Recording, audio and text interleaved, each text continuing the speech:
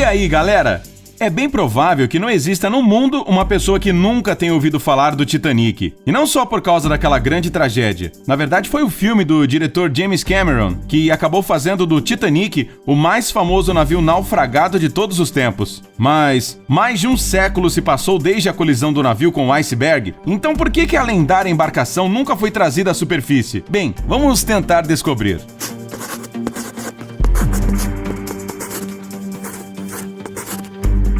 No dia 15 de abril de 1912, o Titanic, que era o maior navio de passageiros do mundo daquela época, afundou no Oceano Atlântico devido a uma colisão com um iceberg, enquanto ia de Southampton para Nova York. A bordo do navio havia mais de 2.200 pessoas, incluindo a tripulação. Cerca de 700 passageiros conseguiram se salvar. Muitos dos que não conseguiram sair do navio eram pessoas ricas, de modo que os seus parentes, quase que imediatamente, começaram a falar sobre a necessidade de retirar o Titanic do fundo do mar. Mas, apesar da grande quantidade de dinheiro envolvida, não era possível realizar essa operação. E isso não era apenas por causa das capacidades tecnológicas que no início do século XX eram, obviamente, muito diferentes das atuais. O problema era que as coordenadas exatas da localização do Titanic eram desconhecidas. É incrível, não é mesmo? Como é possível perder um navio daquele tamanho? Mas não se esqueça que ele não afundou em uma pequena baía, mas no meio do Atlântico Norte, e apesar dos seus 269 metros de comprimento, não foi fácil encontrá-lo. Além disso, o navio foi levado pela corrente durante o longo caminho até o fundo, e embora os operadores de rádio tivessem dado as coordenadas exatas, quando o Titanic terminou de afundar, ele poderia ter movido em qualquer direção.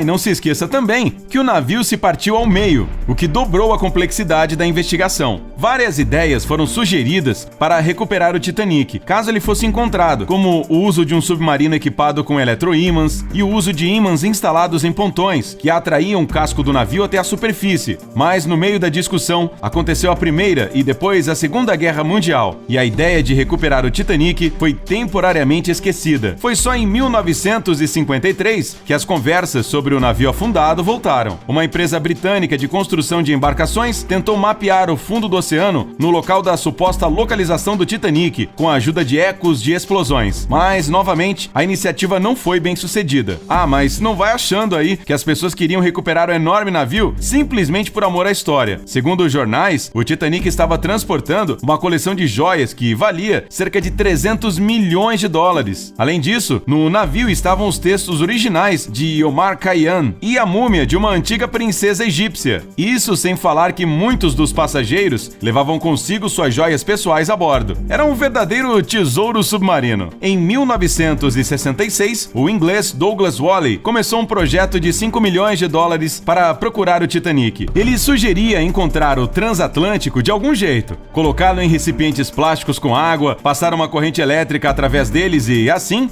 obter gases que elevariam o navio. E se a ideia parece absurda para você, é porque você simplesmente não conhece as outras propostas que foram apresentadas pelas pessoas que desejavam recuperar o Titanic. Aqui estão alguns exemplos. Congelar o casco por dentro com nitrogênio líquido, de modo que o navio flutuasse para a superfície, como um cubo de gelo em um copo. Garçom, 2 Titanics aí no meu coquetel, por favor. Ou fazer a embarcação flutuar, enchendo-a com bolinhas de ping-pong. Imagina quantas bolinhas seriam necessárias. Apesar de um grande número de ideias, todas elas eram inúteis, já que as pessoas simplesmente não sabiam onde se encontrava o barco. Até que, em 1985, o aparelho de águas profundas Argo finalmente encontrou a popa do Titanic. Os destroços do Titanic estavam espalhados por uma área de 1.600 metros e uma profundidade de cerca de 3.800 metros. Não é de se admirar que eles não pudessem ser encontrados. O próprio peso da proa do navio fez com que ela afundasse no solo, a 800 metros da sua popa. Perto dali estavam as ruínas da parte central do casco, e ao redor dela encontravam-se muitos objetos pequenos, como pratos, castiçais e outras coisas do tipo. Apesar de que todas as coisas estão bem preservadas, o navio em si estava em condições muito precárias. Na proa do Titanic foi fixado um aviso, pedindo a todos os que chegassem ao navio afundado que o deixassem em paz. Posteriormente, os especialistas descobriram que o Titanic ficou tão exposto à ação da água do mar e de todos os tipos de crustáceos que qualquer tentativa de trazê-lo à superfície levaria à quebra do casco em vários pedaços. Apesar de que os pesquisadores decidiram não retirar o navio do fundo do mar, ele foi colapsando lentamente. Parte da culpa disso é das excursões turísticas à embarcação, cujos membros quase sempre levavam consigo algumas pequenas peças do Titanic. Por exemplo, o sino do navio e o farol do mastro desapareceram misteriosamente.